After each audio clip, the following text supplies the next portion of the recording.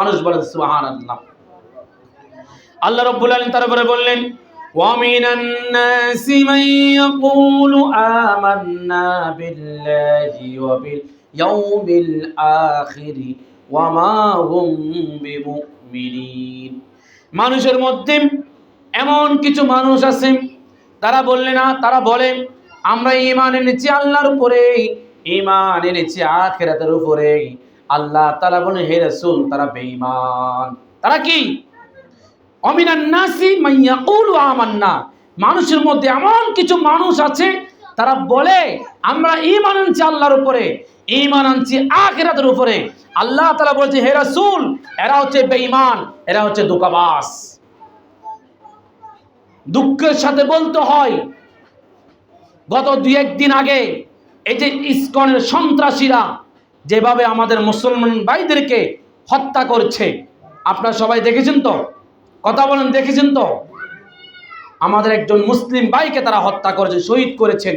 কিভাবে টেনে হেঁচড়ে দিবালোকে, প্রকাশ্য দিবালোকে তাকে টেনে হেঁচড়ে নিয়ে কিভাবে নির্মমভাবে তাকে শহীদ করা হয়েছে, কিভাবে তাকে অত্যাচার করে, তার উপরে জুলুম করা হয়েছে, অত্যাচার করে তাকে কিভাবে তাকে মারা হয়েছে, আপনারা সবাই দেখছেন তো?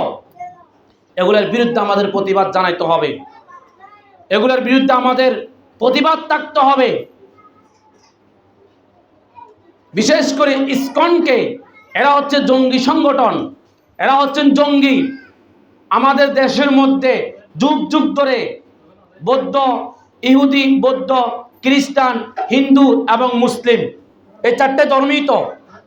কখনো কোনোদিন মুসলিমদের সাথে হিন্দুদের সাথে কোনোদিন কোনো মারামারি হয়নি। কোনো মুসলমান হিন্দুদের বাড়িঘর দখল করে নেই। যদিও বা আপনার সময়ে সময়ে টিভির মধ্যে যে নিউজগুলো শুনেছেন অমুক দলের ব্যক্তিরা অমুক হিন্দুদের মন্দির ভেঙেছে, এটা সম্পূর্ণ মিথ্যা, ভিত্তিহীন। কোন মুসলমানেরা, কোন একজন ইমানদার বান্দারা কখনো হিন্দুদের বাড়িঘর দখল করে না, ঠিক কিনা? বিগত যারা স্বৈরাচার ছিল, যারা জালেম ছিল, এদের ছেলাফেলারা, এদের গুন্ডারা আপনার হিন্দুদের মন্দিরের মধ্যে আক্রমণ করে আঘাত এনে তারা জামাত ইসলামের নামের উপরে তারা চালিয়ে দিয়েছে, ঠিক কিনা? ঠিক কিনা বলেন? হেফাজত ইসলামের নামে তারা চালিয়ে দিয়েছে, ঠিক কিনা? আপনি খোঁজ খবর নিয়ে দেখেন, কোন মুসলমান, কোন ইসলামের দলের কর্মীরা, কোন বাহিনীরা, কোন নেতারা এই পর্যন্ত বাংলাদেশের স্বাধীন হওয়ার পর থেকে এই পর্যন্ত কোন ইসলামের নেতা কর্মীরা হিন্দুদের বাড়িঘরের মধ্যে আক্রমণ করেনি, ঠিক কিনা?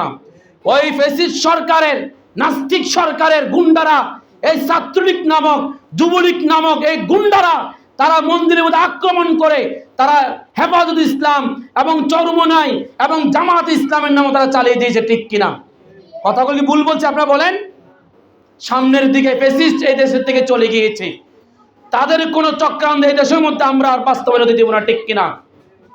বাবা চালিয়েছেন এই দেশ, ভাই চালিয়েছেন এই দেশ, চাচা চালিয়েছেন এই দেশ, ভাবি চালিয়েছেন এই দেশ, বুবু চালিয়েছেন, আর আল্লাহর এই জমিনকে আর তাদের জন্য আমরা ছেড়ে দিব না, ঠিক কিনা? ইনিল হুকমু ইল্লা লিল্লাহ। জমিন যার, আইন চলবে কার? বলেন, কথা বলেন, কার চলবে? আগামী সংসদের মধ্যে এই দেশের যদি জাতীয় নির্বাচন হয়, আমরা সবাই মুসলমান ঐক্যবদ্ধ হয়ে আল্লাহ ওয়ালাদেরকে আমরা ক্ষমতায় বসাবো, ঠিক কিনা? হযরত ওমর রাদিয়াল্লাহু তাআলার মতন নেতা আমাদের দরকার আছে কিনা বলেন? যারা ক্ষমতার ছেড়ে বসে রাতের বেলায় তারা জনগণের পাহারা দিবে, আর ওই দেশের জনগণ তারা শান্তিতে ঘুমাবে। আর স্বৈরাচার যারা ক্ষমতায় আসবে তারা নিশ্চিতভাবে ঘুমাবে আর জনগণ কষ্ট পাবে, ঠিক কিনা? আজ ইসলাম ও প্রিয় ব্যক্তিরা যদি ক্ষমতায় আসে তাহলে জনগণ শান্তিতে ঘুমাবে আর তারা পাহারা দেবে, ঠিক কিনা?